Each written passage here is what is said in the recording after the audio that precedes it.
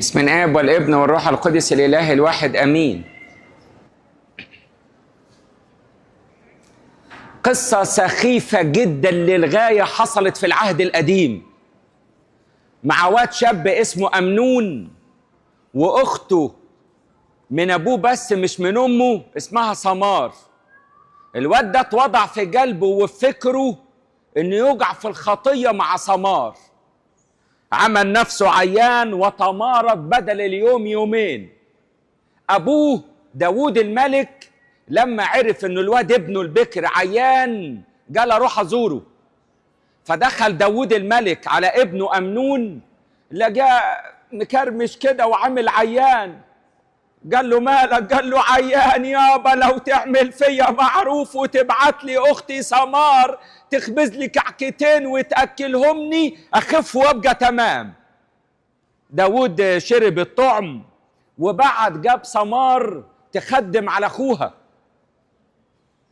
جت سمار خبزت الكعكتين وراحت لأخوها تقول له كل. قال لها لا مش آكل. قالت له ما أنت قلت لأبويا لو سمار خبزت لي الكعكتين هخف، كل. قال لها أكل من إيدك. قالت له ماشي. قطعت من الكعكاية وجت تديله تأكله، فقال لها لا مش آكل. قالت له وبعدين معاك؟ قال لها طلع الخدامين والناس الواقفين بره واغلق الباب. طلعت الناس وقفلت الباب وجت تتأكله، اعتدى عليها ووقعها في الخطية وشيلها الطين. قعدت تبكي وزعلت، فهو كرهها كره شديد فطردها من بيته بطريقة متعبة جدا للأعصاب، لدرجة إنها أول ما طلعت من الباب كانت تاخد بإيديها تراب ورماد وتحط على راسها وتصرخ. أخوها أبشالوم ابن أمها وأبوها عرف اللي حصل، فجه أخدها هيلا بيلا وروح بيها على بيته هو، مش بيت أبوها. روح على بيت أبشالوم تقعد عنده بدل السنة سنتين. أبوها داود عرف، زعل بس ما عملش حاجة، ولكن أبشالوم قعدها عنده سنتين ودي عمل وليمة ذبح وطبيخ وأكل وهيصة.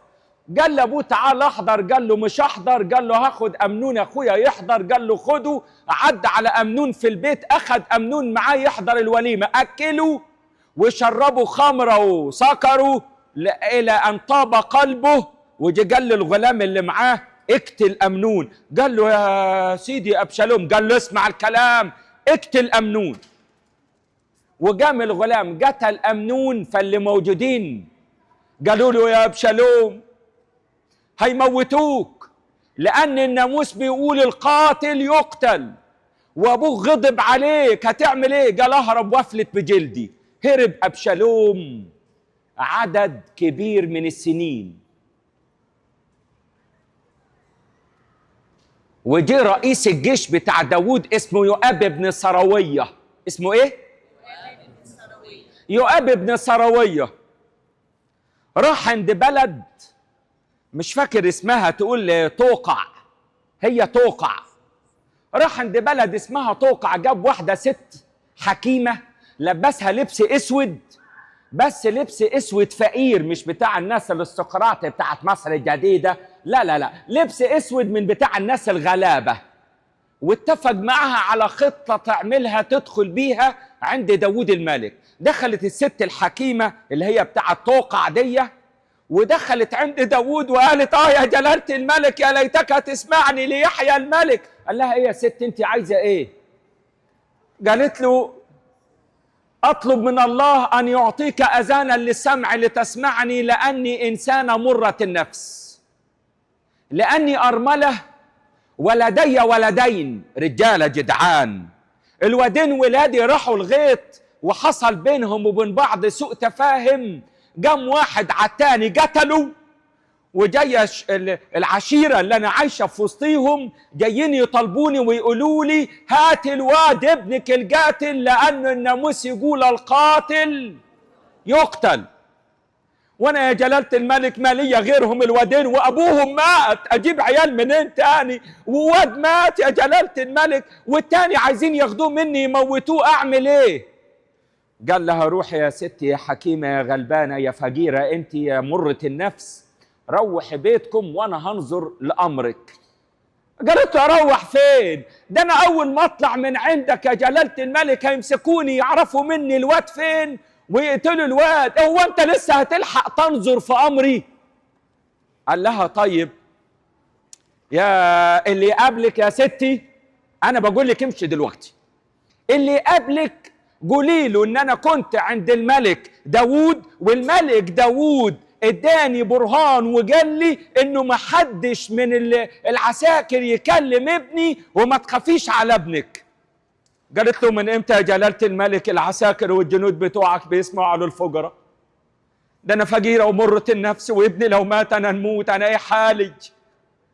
لا يا جلالة الملك انا مش طالعة من قدامك. شوف ألحت عليه فقال لها ده قالت له ما بيسمعوش كلامي وهيوقعوك في الغلط يا ملك وهتكون قلت كلام وما تعملش بيه.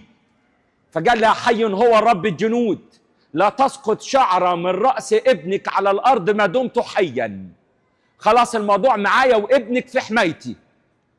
ضحكت الست الفقيرة دي المليانة بالحكمة، ضحكت كده وابتسمت وقالت له عندي كلمة عايز أقولها لك بقى بعد الحوار اللي حصل بيني وبينك، عايز أقول لك على حاجة. قال لها إيه تاني؟ قالت له أرى أنه لديك حكمة مثل حكمة الملائكة. شوف الوصف، شوف الكلام الكبار قوي ده. قالت له كده أنت عندك حكمة زي حكمة الملائكة، بس لماذا يا جلالة الملك تتبع الحكمة هذه معنا إحنا الشعب اللي أصلا دمنا تمنه زي تمن المية، احنا اصلا ناس ملناش لازمة ومش قادر ترحم ابنك أبشالوم؟ لماذا لم تتبع الحكمة مع ابنك أبشالوم وجاي علي انا يا فقيرة يا غلبانة يا اللي اصلا دمي ملوش تمن ومش حاطط ابنك في الاعتبار؟ الكلام وجع داوود قوي. فقال لها انت مين اللي بعتك؟ يؤاب بن سروية. قالت له ايوه رئيس الجيش بتاعك، قال لي اجي اقول لك على الكلام ده وهو اللي دخلني ليك. فنده الخدم اندهولي يؤاب، تعالى يا يؤاب. قال لي يا يؤاب عارف مكان ابشالوم؟ كان يؤاب وابشالوم اصحاب. قال له ايوه يا جلالة الملك. قال له طب روح يا يؤاب، يا يؤاب انت وجدت نعمة في عيني، اذهب احضر لي أبشالوم ابني لأني قد غفرت له خطيته. ايه ده؟ ده قاتل يا جلالة الملك والقاتل يقتل. يقول لي لا، ما اصله انت يا يؤاب ابن سروية والست الحكيمة الفقيرة دي تشفعتم في عيني، وجدت نعمة انت وهي في عيني، فانا خلاص سمحت وغفرت للخطية اللي عملها أبشالوم ليحيى أبشالوم وأقبله واغفر له غلطته. وراح جابه وعاش. أبشالوم ما ماتش بسبب الموضوع ده. خلي بالكم ناس من الأرض، يؤاب ابن سروية وست غلبانة فقيرة تشفعت عند الملك داوود فغفر خطية ابنه أبشالوم وإيه؟ واداله حياة. ده عنده جريمة قتل لابد أن يقتل. لا لا لا، بدأت الحياة من جديد بسبب شفاعة مين؟ يؤاب ابن سروية والست الغلبانة الفقيرة التقية دي الحكيمة. وأنا وأنت بنيجي في نهضة الست العذراء مريم كل سنة، الآباء الحلوين يعملوا لنا نهضة عشان ننهض في علاقتنا بربنا، ونيجي ونقرب. رايحين فين يا ناس؟ يقولوا رايحين نقول في الكنيسة بشفاعة والدة الإله القديسة يا رب نعم.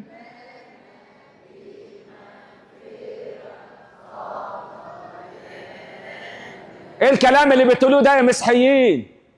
يا الست العذراء تتشفع لدى ربنا يغفر لينا خطايانا؟ ده الكلام اللي يدخل العقل ده ازاي بس؟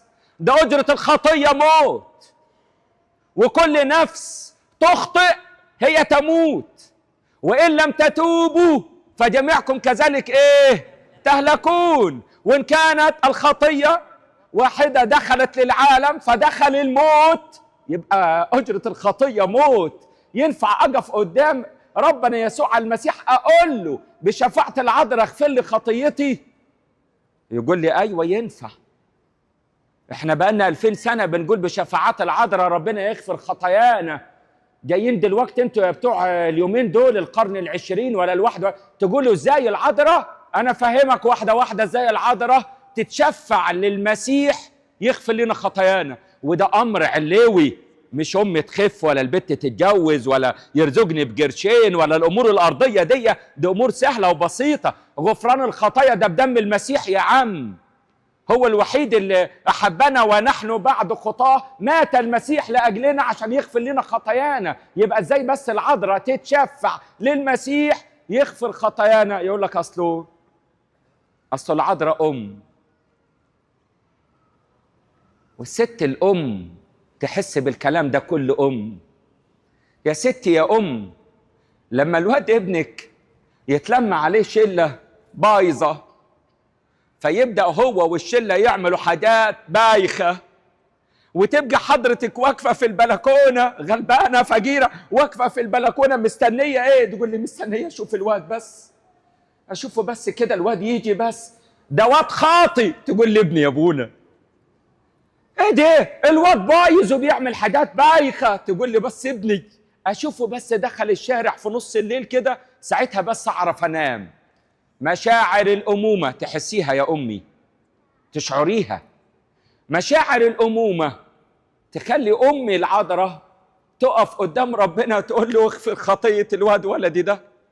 طب ما هو أم العذراء دي يا أم المسيح، مالها ومالي يا راجل؟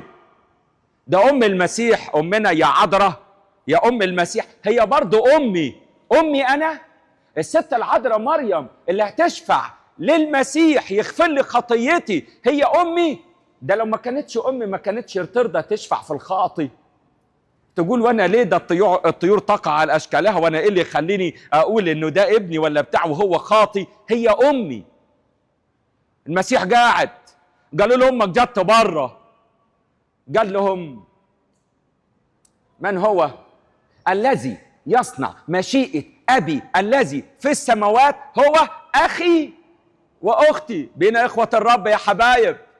انتوا واخدينها بتوع مصر الجديده على ان دول الفجراء. اخوه الرب اللي في الصعيد يا ابونا رايحين خدمه هنا، احنا كلنا اخوه الرب الذين يؤمنون به اعطاهم سلطان ان يصيروا اولاد الله، الذين ينقضون بالروح القدس اولئك هم ابناء الله. ايه ده البنوة الغالي؟ عشان كده اتقال عن يسوع المسيح ايه؟ بكر بين اخوة كثيرين. احنا الاخوة الكثيرين. صدقوا بقى طلعنا اخوة رب، وطالما ان اخوة الرب ام الرب مين؟ العذراء مريم. ام الرب مين؟ جاوبوني. العذراء مريم ام مين؟ ام يسوع. واحنا طلعنا اخوة الرب يسوع، يبقى العذراء مريم ام مين؟ امنا. تقف العذراء مريم امنا قدام ربنا يسوع المسيح تشفع لنا ربنا يغفر لنا خطايانا. زي ما وقف في القديم واحد اسمه ابراهيم لما ربنا اراد انه يهلك مدينة عظيمة اسمها سدوم. القصة بتاعت سدوم وعمورة. عارفين ربنا يقول ايه؟ هل اخفي عن عبدي ابراهيم ما انا فاعل؟ ليه يعني؟ ابراهيم ده صنعة ايديك، وبني ادم بيجوع ويعطش وياكل ويخش ينام وتعبان يعني زينا وبيعيا وكمان بيغلط وبيكذب. يعني ما هوش يعني قدوس ولا بار، هو راجل كبارة من القديسين الكبار، ولكن ليه غلطات برضه. ليه يعني؟ علشان عايز تهلك الشعب ده كله. يقول اصل ده خليلي، ده صديقي، ده حبيبي يا جدع، هتسوي الناس كلها زيهم زي بعضهم. لا لا لا، ده مش هقدر اخفي عنه. طيب يا رب لما هتروح تقول لابراهيم انك انت هتولع في البلد وتنزل عليهم نار وكبريت، اكيد هيقول لك لتكن مشيئتك. الكتاب ما قالناش انه قال لتكن مشيئتك، قال له أديان الأرض كلها لا يصنع عدلا. يا إبراهيم خد بالك، بتتكلم مع ربنا، بتقول إيه؟ بقول اللي جوايا، أديان الأرض كلها لا يصنع عدلا، إن وجد 50 بارا في المدينة أتهلك البار مع الأسيم. فربنا شوف الشفاعة القوية بتاعة أبويا إبراهيم في شعب سدوم وعمورة، كلهم شفاعة قوية للغاية من بني آدم زيه زينا، خلي بالك، لكن مميز عندنا، مميز أوي لقبل الله، لأنه نجم يمتاز عن نجم. أنت يا عم يا نجم، في نجم يمتاز عنك. ما تحطش راسك من رؤوس الكبارات القديسين اللي أبونا بيمسك الشورية ويروح السلام لماري مرقس. أنا أقول إيه؟ هو ماله؟ طب إحنا كنيسة ماري جرجس وأبونا يجي يمسك الشورية ويقول السلام لماري جرجس. يا راجل، طب ماري جرجس ده قدم رقبته للمسيح، إحنا بنقدم إيه؟ إحنا مش عارفين ندفع العشور المتأخرة، احنا غلابه قوي، واحنا عارفين نعمل القانون اللي عنينا اصلا من صلاه وعباده روحيه ومصالحات للناس اللي حواليا، ده احنا غلابه قوي. يبقى نجم يمتاز عن نجم. اتشفع ابويا ابراهيم في سدوم وعموره. عارفين ربنا يجاوب اجابه يبين برضه من لسان الله انه في شفاعه قويه. يقول له ال50 واحد لو في 50 بار في المدينه هيعمل ايه ربنا؟ هياخدهم على جنب ويولع في الباقيين؟ لا، قال له امحو غضبي واعفيهم كل المنطقه. يا رب يقول عشان الاقي بس 50. طب حتى لما ابويا ابراهيم فضل في الشفاعه يتوسل امام الله لدرجه انه قال له طب لو 10، وانتوا عارفين الحدوته 50 40 30 20 10، قال له لو في 10، لا 10 قليلين، طلعهم بره ولا حاجه وولع في الباقيين. يقول لا برضه، لو في 10 ده عدد قليل جدا، لو في 10 انا اغفر للكل. ايه ده؟ شفاعه لغفران الخطايا من 10 ناس كويسين. صدقني واحد في العماره كويس يشفع في العماره كلها. واحد كويس في الكنيسه، احنا بالالافات اهو عارفين واحد كويس في الكنيسه، تلاقي بركة ربنا مالية الكنيسة باستمرار، عمر ما يحصل فيها أي نزاع. ليه؟ عشان عم فلان ده حاضر معانا. يا الله، ممكن الكهرباء تقطع في الدنيا كلها وتيجي عندنا ما تقطعش. في إيه يا رب؟ يقول لا لا لا أنتم منورين. ليه؟ أصل عم فلان في وسطيكم. واحد يبارك مجتمع. حد من الآباء الحلوين قوي في الوعظة كان بيقول كده، بيقول عارفين ليه لغاية دلوقتي الله يتأنى على البشرية وما خلصهاش؟ عشان في رهبان قديسين في الجبال ما زالت صلتهم قوية بالله، يصلوا من أجل أنه الله يرفع غضبه عن العالم أجمع. شوف الكلام، واحد بس كويس. يا رب هو أنت بتقبل الشفاعة؟ يقول أيوة طبعا بقبل الشفاعة من الناس الكويسين في باقي الناس كلهم. كم مرة يا رب؟ كل شوية. طب راجع كده في العهد القديم، سليمان غلط وغلطاته بشعة، يجي ربنا عايز يقسم المملكة، فيقول لسليمان ايه؟ لأجل داود عبدي مش هقسم المملكة في عهدك يا سليمان. يجي رحبعام ابن سليمان تتقسم المملكة، يقول له يا واد لأجل جدك داود اللي هو لأجل داود عبدي هسيب لك سبط، بدل ما ياخدوا كل الأسباط هسيب لأجل داود عبدي، دي اتقالت كذا.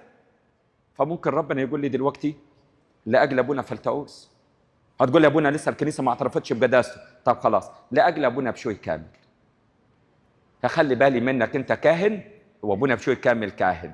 طب انا هخلي بالي منك انت كاهن علشان خاطر بس الكاهن ابونا بشوي كامل صلى من اجل الكهنه، فانا هخلي عشان خاطر.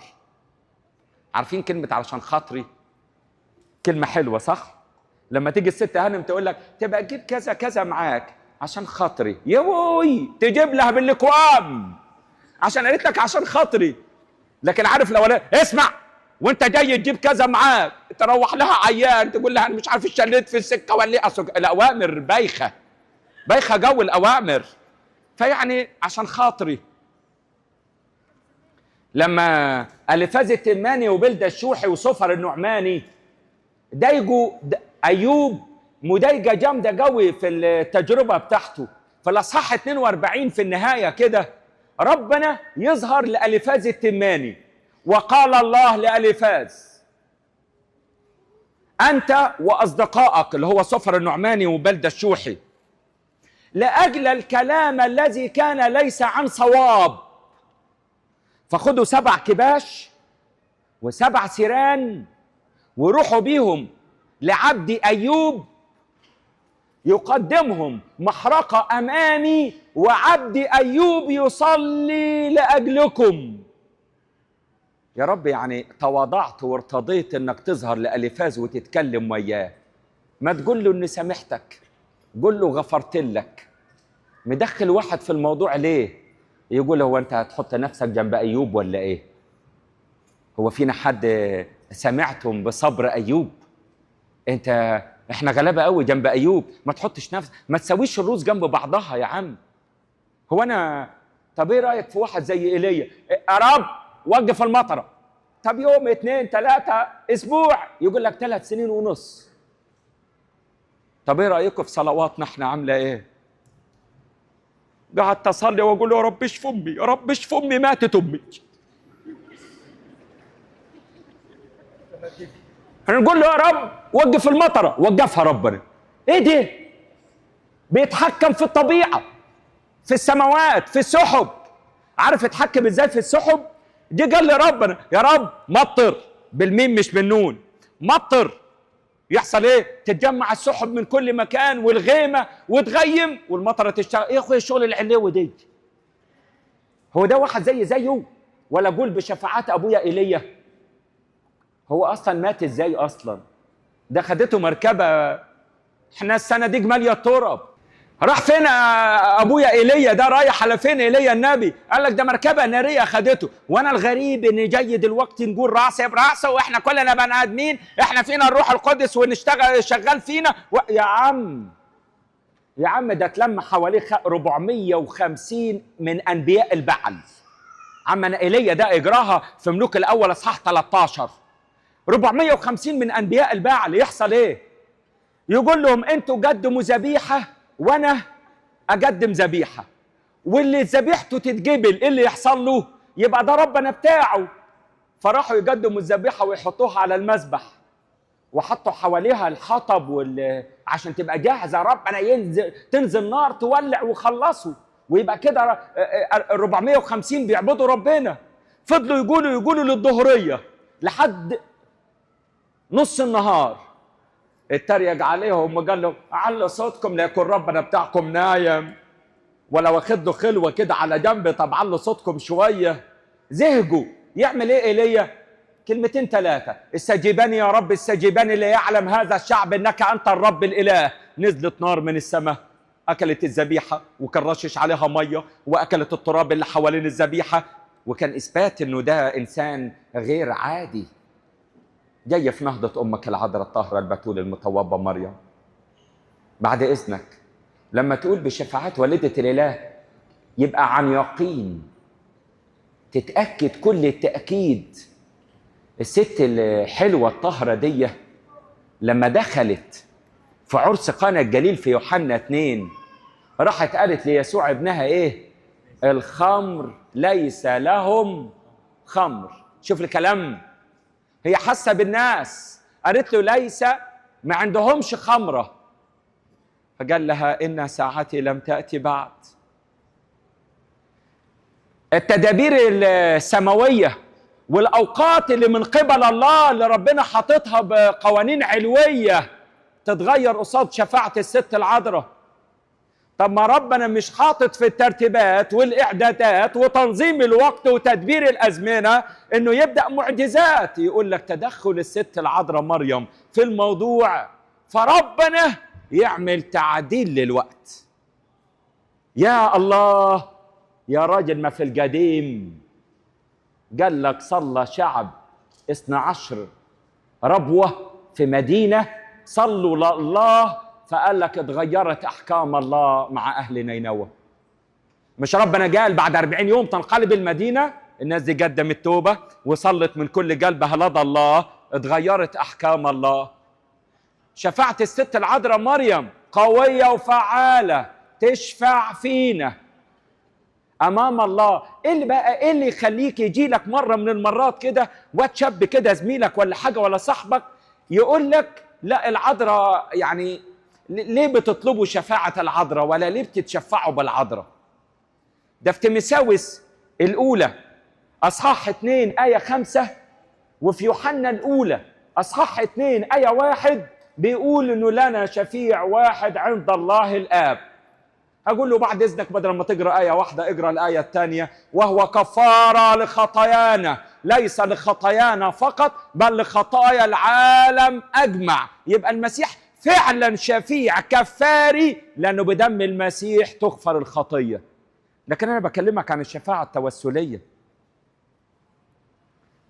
بقول لك إيه رأيك في واحد زي موسى؟ على إيدين موسى الله خلص شعب بني إسرائيل. عمل إيه ربنا؟ بيد قوية وذراع ممدودة شق البحر وأهلك الأعداء، وخلص لدرجة أنه أخذت مريم النبية أخت هارون الدف بيديها، وخرج في أسرها جميع النسوة بالدفوف والتسابيح، ودول كانوا حوالي 500,000، وست فوق 80 سنة طلعت تعزف وترنم لربنا بسبب عظمة النصرة اللي انتصروها وخرجوا من مصر. قول لي بقى، لما الناس دي خرجت من مصر راح ربنا كلم الرب موسى قائلا اطلع الجبل. ليه؟ عشان يديله لوحي العهد ويديله الشريعة والناموس ويعلمه أكتر وأكتر إزاي يتعامل مع الناس. وغاب كام يوم؟ 40 يوم. غاب 40 يوم موسى فوق الجبل. تحت الرجالة، يا رجالة في بني إسرائيل الرجالة جلعت السيدات بتاعتها الحلجان من ودانها والسلاسل والغوايش، وأخدوا الذهب ده ادوه لهارون وقالوا له خد سيح واعمل لنا عجل ذهبي. أين إلهتك يا إسرائيل؟ عاوزين إله يمشي قدامنا لأنه موسى راح يكون مات ما جاش، اعمل لنا إله يا هارون. وهارون خاف وعمل عجل من الذهب. عارفين ربنا قال لموسى ايه؟ موسى لسه فوق في الجبل، يا دوبك عدى ال 40 يوم فوق في الجبل. الكتاب حكيها بالتفصيل في اصحاح 32 في سفر الخروج. كلم الرب موسى قائلا ان شعبك الذي اخرجته من ارض مصر. خد بالك اللغه والكلام طول الوقت في سفر الخروج عشرات، لا ممكن نقول 70 80 100 مرة يقول ربنا أنا الرب إلهكم الذي أخرجتكم من أرض مصر. 100 مرة أو أكتر. بال100 مرة يقول أنا إلهكم الذي أخرجتكم من أرض مصر. عارفين المرة دي اتبرى من الشعب ربنا بسبب الخطايا العظيمة اللي وقع فيها الشعب. فيقول إيه؟ يقول له شعبك الذي أخرجته من أرض مصر ضل الطريق وعبد الأوثان. انزل للشعب يا موسى لأني حمي غضبي عليهم فأنا هفنيهم. يقدر يتكلم موسى؟ الناس غلطانة ولا مش غلطانة؟ الناس غلطانة. وقع في خطية ولا لأ؟ عبدت ربنا غير ربنا ولا لأ؟ هو في شر أكتر من كده؟ مفيش شر. أصل دي مش كذبة ولا حلفانة يا ريس كده، لا ده شر عظيم لدرجة إنه صعد أمام الله من جساوة الشر، وربنا شاهد للشر فاتغاظ ربنا منهم فقال لك أنا أفنيهم وأخلق ناس جديدة تبقى لك شعب أحسن من الناس ثقيل صلب الرقبة وغليظ الرقبة، الناس اللي رقبتها تخينة دي. اتغاظ منهم قوي ربنا. عارفين موسى يرد ويقول له إيه؟ يقول له لماذا يحمو غضبك على شعبك؟ يا موسى الناس الغلطانة وفي الغلط تسكت. يقول لا أصلك دول يعني أنا هشفع فيهم برضو. يقول لربنا لماذا يحمو غضبك على شعبك؟ يا رب لو أفنيت الشعب دول امسح اسمي من كتابك الذي كتبته. يعني مش عاوز أبدية، يعني مش عاوز سماء، يعني مش عاوز خلاص، يعني مش عايزك يا رب. ايه الكلام ده؟ ما كده كلام صعب قوي. شوف موسى يطلب الشفاعة من أجل الشعب الخاطي اللي بيعبد الصنم، ويجي ربنا يقول لك ايه؟ فندم الرب على ما كان في قلبه. يا الله يا رب، يقول لي انا بقبل الشفاعة. طب لما نيجي في نهضة العذراء ونجيب الإثباتات والآيات اللي زي بولس الرسول يقول إيه؟ صلوا لأجلي لكي يعينني الرب. في 11 آية لبولس الرسول يقول فيهم إيه؟ صلوا لأجلي. يبقى أنا أجي أقول لك لا الشفاعة ضعيفة؟ لا الشفاعة قوية. طب اقرأ رؤية 8 وشوف بقى الحكاوي الحلوة على الملاك اللي يجيب الشورية ويمسكها، وشورية من الذهب وفيها الفحم، ويحط البخور الذي هو لو ايه، ويبدأ يبخر الملاك مع البخور اللي هو صلوات القديسين. عشان كده يا ست الكل لما بتيجي تقولي لي صلواتك يا أبونا، أجي أقول لك صلوات القديسين والعذراء. ده صلوات القديسين وأمنا العذراء مسموعة لدى الله. أنا ليه رجاء في المسيح أفكركم بحاجة صغيرة لألا يكون الروتين الذي هو عدو لكل روحانية يخلينا نيجي معديين ونمشي زي ما يرجعنا فاضيين. لا، خد بالك من حتة صغيرة. إيه هي؟ إنه لما بيموت لنا واحد من العيلة، حد جده مثلا، خلينا في جده، لما جده يموت وده حد بتاع ربنا شماس والصليب من ورا ومن قدامه محطوط في قوسين كده حلوين ورايح جاي على الكنيسة، مش بقول لك يا غالية ما تزعليش على جده، بقالك شفيع قريب منك في السماء، صح ولا ايه؟ طب ما امك العذراء اقرب واقرب. ام العذراء اقرب شفيع ليا، نقول لها بشفاعات والدة الاله يا رب نعم لنا بغفران خطايانا. طب خلي بالك من حاجة، في يوم من الأيام يا غالي أنا وإنت هنبقى جده لو أدانا الرب وعشنا. لما هبقى جده وامشي خلي بالك من سيرتك، عشان يقولوا لعيالك وعيال عيالك جده بقي شفيع. احنا النهاردة بنتشفع بالآباء القديسين والإمكانية متاحة لنا نصير شفعاء في البشرية إن سلكنا باستقامة القلب. طول الوقت ربنا يقول يا ناس اسلكوا باستقامة القلب في جيل شرير. صدقني الاستقامة القلب بقت فيه صعبة، مش هنقول مستحيلة، بالروح القدس يعيننا ربنا، بس بقى جيل الشر ورانا في كل مكان في كل حتة. بص شرق تبص غرب تلاقي الشر وراك، فيقول لك طب بص تمسك بما عندك، وإن كان أحد في المسيح فهو خليقة جديدة، الأشياء العتيقة قد مضت. هو بس الموضوع محتاج مننا شوية جهاد أكتر، عايزين نجاهد أكتر ونتغصب أكتر ونتعب أكتر، ويبقى لنا عشرة وصلاة وعلاقة مع ربنا يسوع المسيح بشفاعة الآباء القديسين، وياخد ربنا صلواتنا يخلطها مع صلوات القديسين يشتمها كرائحة بخور. ما احنا صلواتنا يعني مش كما ينبغي قوي، ده احنا احيانا واحنا بنصلي نتاوب تقول له ايه؟ من الاعماق صرخت اليك يا رب يا رب اسمع صوتي. مالك؟ صرخته اسمع وانت بتتاوب؟ معلش يا ابونا صلي لي. صلوات القديسين بشفاعة العذراء ربنا، شفاعة العذراء مريم ربنا يعلمنا كيف نصلي، زي ما التلاميذ راحوا له وقالوا له ايه؟ قالوا له يا رب علمنا كيف نصلي، كيف نسبح الست العذراء اللي قالت هوذا منذ الآن جميع الأجيال ايه؟ تطوبني. ربنا يباركنا كلنا، احنا ملناش غيره، وبشفاعة أمنا الحنينة الطيبة الأم الحنونة السماء الثانية العليقة المشتعلة، تابوت العهد الغالية الثمينة الحمامة الحسنة، تشفع فينا قدام ربنا، يغفر لنا خطايانا. لإلهنا كل كرامة ومجد من الآن وللأبد آمين.